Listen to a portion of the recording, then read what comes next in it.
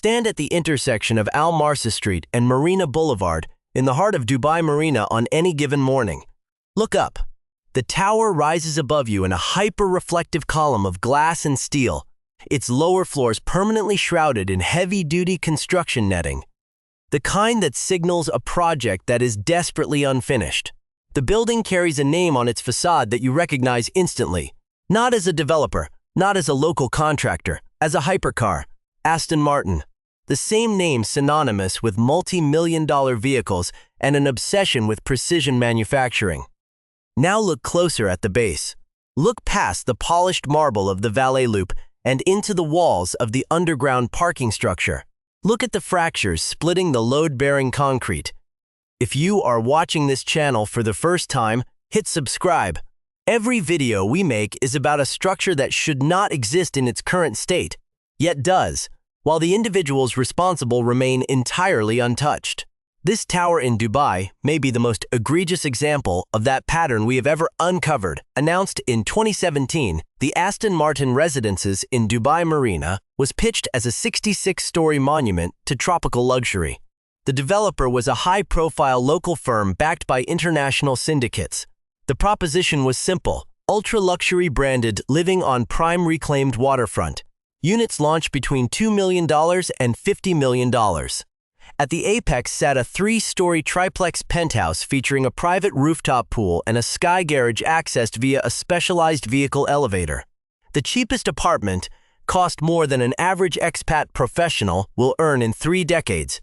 The marketing materials promised a functional extension of the vehicle itself. The British brand's aesthetic vocabulary was aggressively leveraged to secure massive upfront capital. Buyers from Europe, South America, and the Gulf wired astronomical deposits. By the time the structure topped out, over 390 units were pre-sold, pushing total contract values past $1 billion. It was, on paper, one of the most successful luxury launches in Dubai's modern history, until the keys were handed over. Construction wrapped up in 2022, and the international elite began taking possession of their hyper-luxury investments. Within months, however, leaked memos confirmed that something was fundamentally wrong with the tower. The first failure point was the building envelope. Residents reported severe water intrusion during Dubai's intense, sporadic downpours. Water was penetrating the high-tech facades, leaking through window seals in a way that proved the exterior weatherproofing had been totally botched. In the UAE, water ingress isn't a minor nuisance. Extreme external heat combined with interior air conditioning creates a massive thermal gradient. When moisture gets trapped inside the walls under these conditions, it triggers rapid, toxic mold growth. Mold remediation inside a finished $10 million apartment requires tearing out custom Italian millwork and imported finishes. An extraordinarily disruptive and expensive nightmare. Then came the structural assessments. The multi-level parking garage below the marina waterline began showing deep structural cracks. These weren't standard cosmetic hairline fractures caused by concrete curing. These were wide, shifting diagonal fissures cutting right through critical load-bearing columns. Photographs zipped through private WhatsApp groups before leaking to regional engineering forums. The images revealed a basement that looked less like a 7-star resort and more like a failing civil engineering project. But the most alarming issue was invisible to the naked eye. Differential settlement. This happens when a massive skyscraper sinks into the earth unevenly, causing one side of the structure to experience radically higher stress than the other. This uneven sinking twists the building's core, jamming door frames, shattering glass panels under immense structural fatigue, and threatening the overall integrity of the tower. Manhattan sits on solid bedrock. Dubai Marina is built on sand and heavily engineered reclaimed land. The geology here is porous, permeable, and highly dynamic. Anchoring a 66-story skyscraper into this terrain requires flawless foundation engineering. The Aston Martin Tower relies on deep-driven concrete friction piles. Almost immediately after the settlement data leaked, a fierce dispute erupted over whether the initial soil investigations had grossly underestimated how the reclaimed ground would behave under a massive, top-heavy load subjected to extreme seasonal thermal expansion. As the ground shifted, The finger-pointing began. As the engineering crisis deepened, wealthy buyers looked to the name on the tower for accountability. But they were met with a calculated, legally precise wall of silence from Aston Martin. To understand why, you have to look at the exact mechanics of luxury branding. The British automaker did not purchase the land in Dubai Marina. It did not engineer the foundation piles, nor did it oversee the contractors pouring the concrete. This was a brand licensing agreement, a highly lucrative corporate structure common across the UAE's real estate market. Aston Martin simply leased its trademark and design language to the local developer in exchange for massive upfront fees and back-end royalties.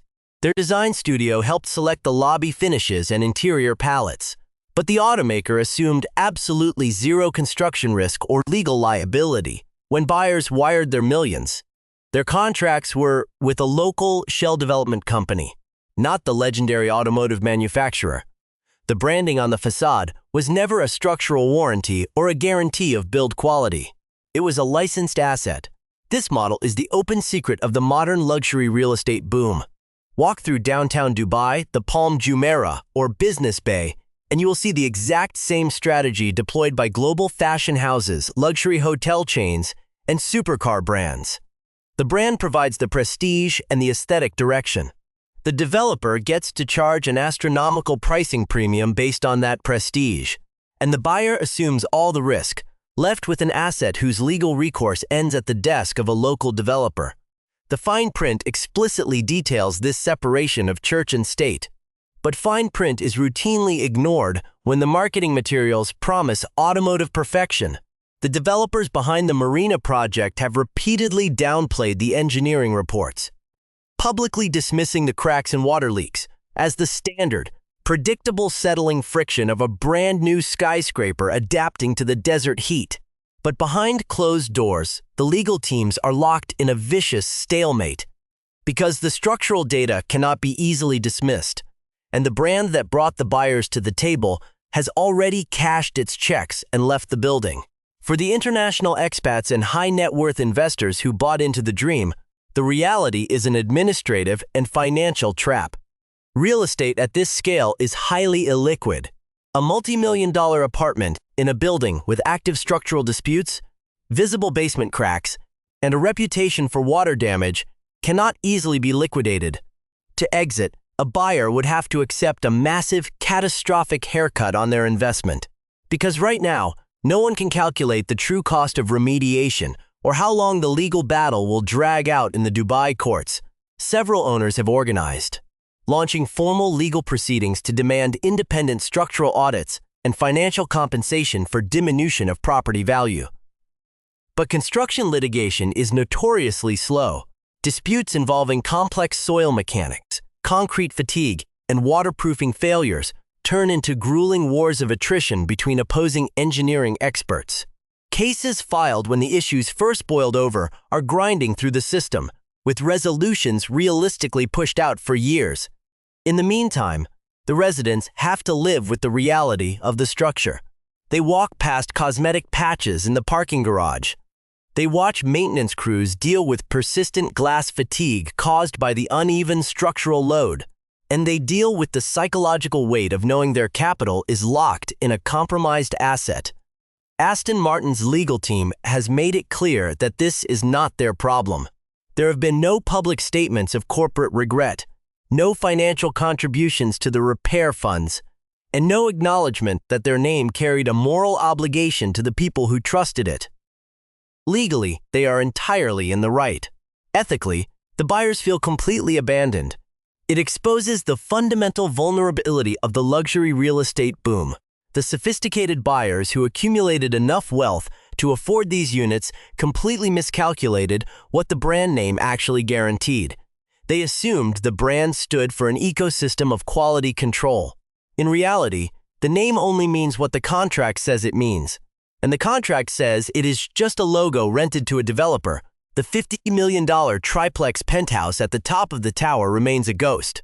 The private rooftop pool and the custom vehicle elevator were meant to represent the absolute pinnacle of high-end engineering.